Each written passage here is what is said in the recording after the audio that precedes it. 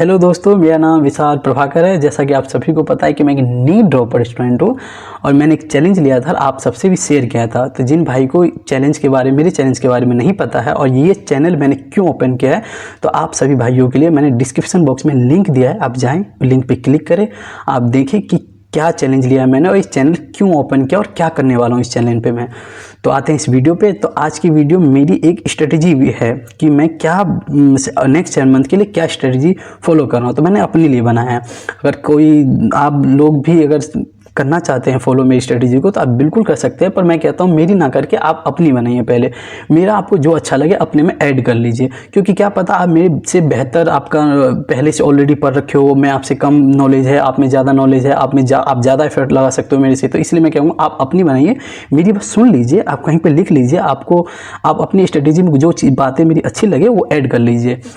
तो मैं इस प्रकार सोच रहा हूँ कि जैसे कि आज 28 सितंबर है और संडे है और रात के अभी 1:30 बज रहे हैं और हमेशा की तरह मैं लाइब्रेरी में हूँ और यहीं से वीडियो बना रहा हूँ आप सभी भाइयों के लिए।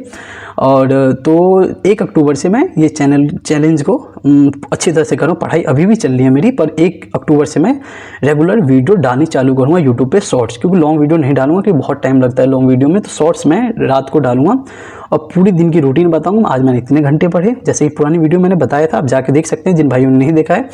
फिर मैं एक बार आपको बता देता हूँ कि बताने वाला हूँ कि आज मैंने इतने घंटे पढ़ा, इतने घंटे में से ये चीज़ें कवर कर रखी है। तो ये चीज़ें मैं बताऊँगा आपको। तो 1 अक्टूबर से लेके नवंबर के एंड तक मैं सोच रहा हूँ कि पहले मैं 3 सब्जेक्ट एक साथ लेके नहीं चल सकता, फिजिक्स केमिस्ट्री बायोलॉजी लेके नहीं चल सकता, क्योंकि मुझे नहीं लगता मैं ऐसा कर पाऊँ। मैं कंफ्यूज हो जाता हूँ ज़्यादा, मुझे ऐसे बर्डन सा लगने लगता है। तो मैं सोच रहा हूँ कि 2 सब्जेक्ट को लेके, 2 सब्जेक्ट में से फिजिक्स और बायोलॉजी को लेकर चलूँ और उसमें से एक सब्जेक्ट को ज़्यादा टाइम दूँ। जैसे बायोलॉजी को मैं 70% टाइम दूंगा और फिजिक्स को मैं 30% टाइम दूँगा। फिजिक्स में डेली 1-2 लेक्चर डेली करूँगा लेक्चर, और बायोलॉजी पर अच्छे से ध्यान दूंगा, पूरा टाइम दे करूँगा, उसके बाद का जो टाइम बचेगा। ऐसे कर करके मैं अक्टूबर और नवंबर में पूरी बायोलॉजी कवर कर लूँगा और 20-30% में फिजिक्स कंप्लीट कर दूँगा। और उसके साथ साथ मैं टेस्ट ज़रूर दूंगा और संडे को टेस्ट दूंगा, वो भी लाइव यूट्यूब पे आके। और जैसे फर्स्ट वीक में जितना चीज़ मैंने पढ़ा हूँ फिजिक्स में और बायोलॉजी में, उसका मैं टेस्ट जनरेट करके टेस्ट दे दूंगा, स्कोर आप सबसे शेयर कर दूंगा मैं। तो ऐसे करूँगा। और इसके लिए टेस्ट यूट्यूब पे लाइव आने के लिए चैनल पे यूट्यूब पे 50 सब्सक्राइबर होने चाहिए। मैंने ऐसा यूट्यूब पे देखा था, पता नहीं सच है क्या है, पर ऐसा था। तो प्लीज़ भाई लोग सब्सक्राइब कर दीजिए। तो ये चीज़ करके, और एक चीज़ और बताऊंगा भाई, क्योंकि मेरे पास फिजिक्स के, केमिस्ट्री के, बायोलॉजी के ऑलरेडी पहले से नोट्स हैं, पिछले साल के मैंने बना रखे थे, अच्छे नोट्स हैं मेरे पास, बना रखे हैं मैंने। तो मुझे नोट्स बनाने नहीं है, मुझे बायोलॉजी के, फिजिक्स के, केमिस्ट्री के, तो मुझे बस लेक्चर देखना है, नोट्स रिवाइज करना है, एनसीईआरटी रीडिंग करनी है, डीपीपी लगाना है, पीवाईक्यू लगाना है और टेस्ट देना है मेरे को। यही चीज़ रिपीट पे करना है मेरे को।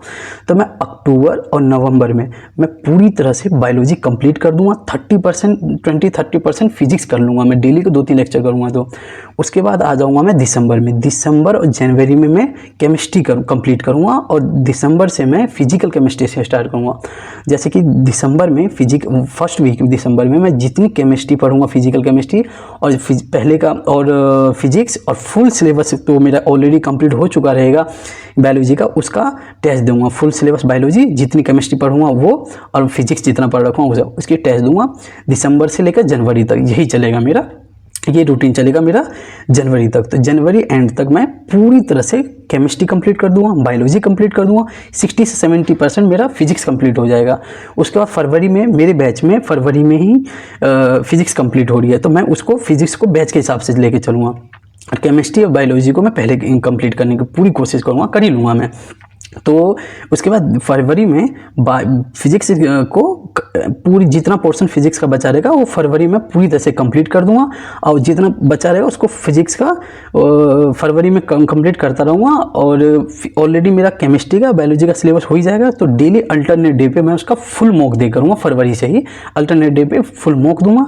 फिजिक्स का पोर्शन जो बचा रहेगा वो करूँगा और मॉक का एनालाइज करूँगा, मिस्टेक कॉपी में लिखूँगा कि आज इतने मार्क्स आए हैं और ये गलतियाँ मैंने की है, और आप सबसे शेयर भी करूँगा। तो फिर फरवरी के एंड तक में मेरी पूरी फिजिक्स कंप्लीट हो जाएगी, बायोलॉजी कंप्लीट हो जाएगी, केमिस्ट्री कंप्लीट हो जाएगी। उसके बाद मार्च से मैं डेली एक मॉक दूंगा, उसका एनालाइज करूँगा मिस्टेक कॉपी में लिखूंगा कि आज मैंने ये चीज़ गलतियाँ की हैं, तो मार्च में मैं ये करने वाला हूँ और फुल सिलेबस रिवाइज करूँगा। मतलब एक दिन में फुल सिलेबस रिवाइज नहीं हो सकता, पर जितना पोर्शन मैं कर सकूँ उतना पोर्शन रिवाइज 2 से 5 के बीच में मॉक दूंगा डेली एक, और उसका एनालाइज करूँगा और मिस्टेक कॉपी में लिखूँगा। ये चीज़ मैं मार्च और अप्रैल में करने वाला हूँ। तो ये रहेगी मेरी स्ट्रेटेजी, जिसमें से अक्टूबर, नवंबर, दिसंबर, जनवरी और फरवरी 5 महीने मेरा सिलेबस कंप्लीट करना है और 2 महीने रिवीजन और मॉक में देने हैं मेरे को। मुझे पता है 2 महीने बहुत कम होते रिवीजन के लिए, पर मैं लेट स्टार्ट भी कर रहा हूँ, तो इसलिए मेरे को बस सिलेबस के पीछे नहीं भागना है कि सिलेबस कवर कर दो और आता कुछ नहीं है। तो इसलिए सिलेबस के साथ साथ मुझे मॉक भी अच्छे से दूंगा और उसका एनालाइज भी करूँगा, NCERT रीडिंग भी करूँगा, रिवाइज भी करूँगा सिलेबस को। ये करता करता साथ में चलूँगा। मुझे पता है बहुत मेहनत लगेगी इसमें, मैं करने के लिए तैयार हूँ, क्योंकि मेरा ये लास्ट अटैम्प्ट है। आई होप आपका भी लास्ट अटैम्प्ट हो, तो इसलिए अच्छे से मेहनत करो आप भी, मैं भी अच्छे से मेहनत करूँगा, क्योंकि अब 2 महीने लास्ट के रहेंगे, उसमें रिवीजन मॉक ही देना है। यही चीज़ करनी है, यही चीज़ मैं फॉलो करने वाला हूँ, यही स्ट्रेटजी है मेरी।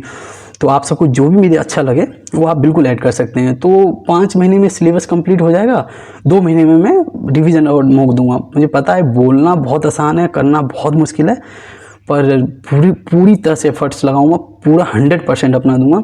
मैंने इस बार ड्रॉप इसलिए लिया था क्योंकि मुझे अच्छे से पता है कि मैंने जो भी पास्ट ईयर मेरे रहे हैं उसमें मैं अपना 100% नहीं दिया था। मैंने जो नीट का प्रोसेस होता है मैं उससे नहीं गुजरा था, तो मुझे इस बार जो नीट का प्रोसेस होता है उससे गुजरना है, अपना 100% देना है। इसलिए मैंने ड्रॉप लिया और अपना 100% देना था, क्योंकि मुझे पता है कि मैंने अपना 100% अभी तक एक बार भी नहीं दिया मैंने। तो इसलिए मुझे 100% देना है, जो नीट का प्रोसेस है उससे गुजरना है, इसलिए मैंने ड्रॉप लिया है। तो ये स्ट्रेटजी है मेरी।